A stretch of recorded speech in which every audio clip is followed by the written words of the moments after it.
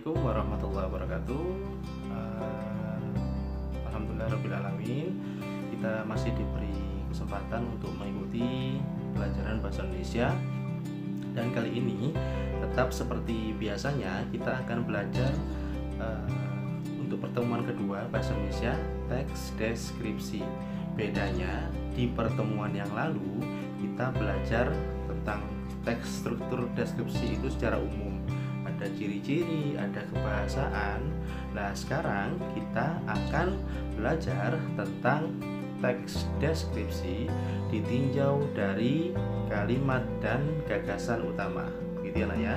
Ini kalimat dan gagasan utamanya. Begitu saja untuk pertemuan kali ini. Jadi nanti kita selama beberapa menit ini nanti akan dijelaskan tentang kalimat dan gagasan utama. Sebelum menginjak ke pelajaran berikutnya atau materi selanjutnya, silakan dibuka dulu buku pena yang sudah kalian dapatkan dari sekolah yang seperti ini, anak-anak. Ya kan? Silakan dibuka halaman 5 silakan dibuka.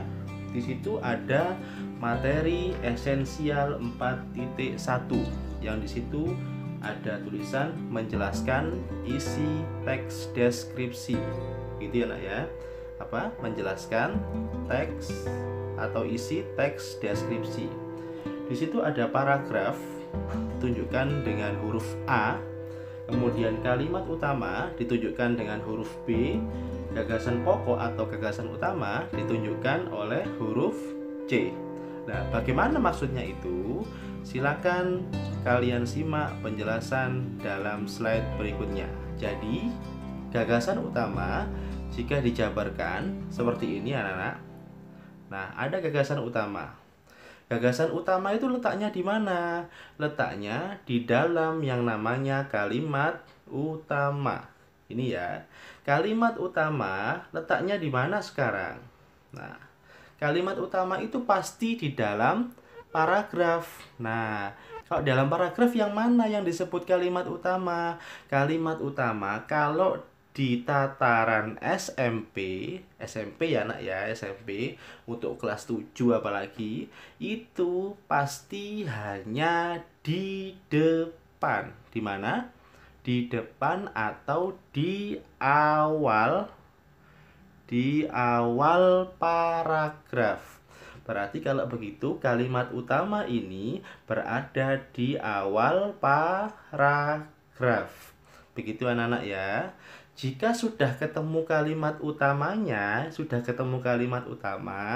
yang ada di mana? Di awal paragraf ini, kalian bisa menentukan yang namanya gagasan utama. Diapakan kalimat utamanya sehingga menemukan gagasan utama itu? Kalimat utama yang ada di awal paragraf, di mana di awal paragraf ini diringkas sehingga menjadi gagasan utama. Begitu, Nak? Bisa dipahami? Berarti kalau begitu, gagasan utama itu adalah ringkasan dari kalimat utama. Nah, kalimat utama sendiri letaknya di dalam paragraf. Di mana letaknya? Di awal paragraf. Jelas ya, Nak ya? Berarti kalau begitu kalimat utama itu dalam tataran SMP masih hanya di awal paragraf saja. Setelah menemukan kalimat utama, kamu bisa menemukan yang namanya gagasan utama. Nah, gagasan utama tadi diapakan? Diringkas. Ringkasannya apa? Ringkasan dari kalimat utama. Begitu ya, Nak ya? Nanti saya berikan contoh. Ini hanya pengertiannya saja. Setelah itu, kalau sudah menemukan gagasan utama, kamu bisa mengetahui, oh, isi paragraf itu tentang ini toh, tentang A. Nah, berarti di dalam gagasan utama ini terkandung ide. Ide apa? Ide paragraf. Di SD biasanya ada yang disebut dengan ide pokok paragraf. Begitu ya, Nak ya.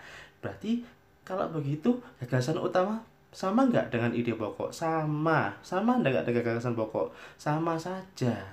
Berarti gagasan utama, gagasan pokok itu adalah ide atau inti dari paragraf sesungguhnya. Begitu ya. Ya. Ustadz, kalau kalimat utama berada di belakang atau di akhir paragraf bisa nggak? Bisa. Tetapi kalian untuk kelas 7 masih kalimat utama itu berada di awal. Untuk dasarnya dulu. Nanti kalau kelas 9 bisa kalimat utama itu berada di akhir paragraf, di tengah paragraf bisa. Ada yang di awal dan di akhir, ada juga. Tetapi untuk kelas 7 sementara yang diajarkan hanya yang kalimat utamanya berada di awal. Contohnya sekarang ya. Ini adalah contoh dari bacaan. Silakan dilihat. Berada di puncak gunung merupakan momen pas untuk menyaksikan matahari terbit. Begitupun saat berada di Gunung Prau, matahari terbit bisa dilihat dengan indah. Pemandangan langit pagi, perpindahan bumi dari gelap ke terang. Banyak awan yang menghiasi langit seiring naiknya matahari. Banyak orang yang mengabadikan momen tersebut. Nah, kalimat utamanya berada di mana, Nak? Tadi kan saya sudah bilang, kalimat utama berada di mana? Berada di awal ya, benar ya. Berada di awal paragraf. Berarti kalimat utamanya di mana? Berada di puncak gunung, merupakan momen pas untuk menyaksikan matahari terbit. Ini yang dinamakan dengan kalimat utama. Jelas sampai sini? Berarti ini adalah KU. Saya tulis ya. KU, kalimat utama. Sedangkan gagasan utamanya bagaimana, Ustadz? Bagi gagasan utamanya di mana? Gagasan utamanya saya beri tanda biru saja ini. Coba dilihat. Nah, kalau begitu ringkasan dari kalimat utama itu disebut gagasan utama. Gagasan utamanya mana? Coba kita lihat sekarang. Kalimat itu intinya apa sih? Berada di puncak gunung merupakan momen pas untuk menyaksikan matahari terbit. Berarti kalau begitu, untuk berada di puncak gunung berarti apa gimana? Momen pas untuk menyaksikan matahari terbit adalah berada di puncak gunung. Loh, kok nggak digabung, nggak diringkas, Ustadz? Boleh, gagasan utama itu merupakan perpindahan atau perubahan dari kalimat utama. Atau bisa juga seperti ini. Puncak gunung merupakan momen pas untuk menyaksikan matahari terbit. Atau ini saja, di puncak gunung, gini ya, adalah, ini diganti adalah, boleh saja, adalah saya singkat. Momen pas untuk menyaksikan matahari terbit. Ini yang disebut dengan gagasan utama. Itu ya, Nak ya. Berarti gagasan utama yang diberi tanda biru. Itu ya. Lalu terus setelahnya itu kalimat apa, Ustadz? Setelahnya itu adalah kalimat penjelas ya. Berarti menjelaskan kalimat utama. Berarti kalimat utamanya menerangkan tentang apa? Tentang menyaksikan matahari terbit. Begitu ya, Nak ya.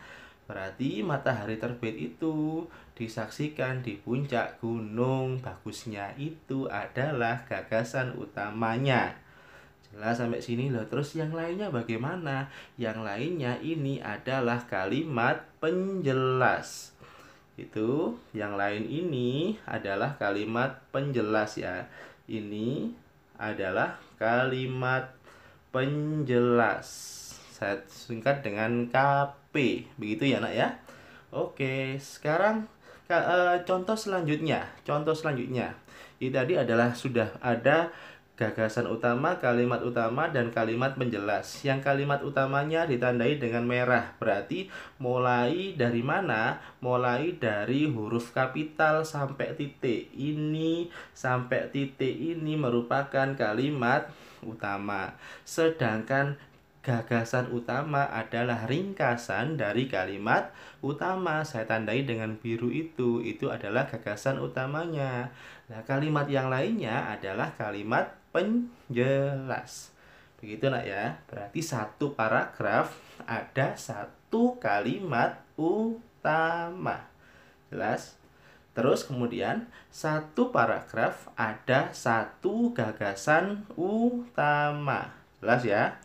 Nah, sedangkan kalimat penjelasnya silakan boleh 5, boleh 4 selama itu masih berhubungan dengan kalimat utama. Tidak boleh tidak nyambung. Harus nyambung dengan kalimat utama ini. Kalau tidak nyambung namanya paragraf itu tidak koheren. Harus nyambung. Kalau menyebutkan matahari terbit, berarti sesudahnya harus menerangkan juga matahari terbit. Kalau matahari terbit itu berarti waktu senja atau fajar? Fajar, bukan senja. Nah, sekarang di sini matahari terbit, kemudian kalimat penjelasnya senja. Itu salah. Begitu ya, Nak ya. Nah, kemudian selanjutnya sekarang.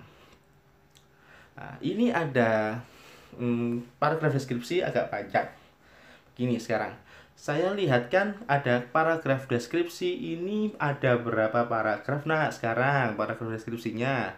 Paragraf deskripsinya ada 4 paragraf. Bener ya? 1, 2, 3, 4. Iya, 4 paragraf. Ada 4 paragraf. Berarti otomatis ada berapa kalimat utama? Ya, kalimat utamanya pasti ada 4 juga. Sekarang di mana kalimat utamanya? Coba. Paragraf 1. Namanya adalah Kenzi. Dia adalah kucing kesayanganku. Berarti dia adalah kucing jantan yang saat itu aku temukan di pinggir jalan. Kenzi memiliki bulu yang halus dan berwarna coklat belang putih. Bulu halusnya menyelimuti tubuhnya dari kepala sampai ke ekornya. Itu kan ya? Nah, berarti kalau begitu, kalimat utamanya berada di mana? Ya, kalimat utamanya berada di awal. Yang mana namanya adalah Kenzi. Dia adalah kucing kesayangan. Udah sampai sini saja. Ini adalah kalimat utama. Sekarang gagasan utamanya di mana? Gagasan utamanya berarti gini. Kenzi adalah kucing kesayanganku. Berarti Kenzi kucing kesayanganku. Ini adalah gagasan utamanya. Ya, berarti kalau gagasan utama saya beri warna biru, kalau kalimat utama saya beri warna merah. Gitu ya, Nak ya. Kalimat utama warna merah, gagasan utama warna biru. Lanjut ke paragraf kedua. Kenzi memiliki bentuk kaki yang lebih pendek dari bentuk kaki kucing pada biasanya. Hidungnya kecil, kemudian dan kumisnya sedikit panjang. Berat tubuhnya sedang, yaitu sekitar 4 kilo. Matanya berwarna hijau kekuningan dan sangat lucu ketika dia terkejut sambil membuka matanya lebar-lebar. Nah, ini berarti kaki yang lebih pendek dari bentuk kucing pada biasanya. Hidungnya kecil dan kumisnya sedikit panjang. Berat tubuhnya sedang, yaitu sekitar 4 kilo. Ini menerangkan kalau bentuk kucingnya tidak sama dengan kucing pada biasanya. Kalimat utamanya di mana berarti? Kalimat utama tetap di awal ya.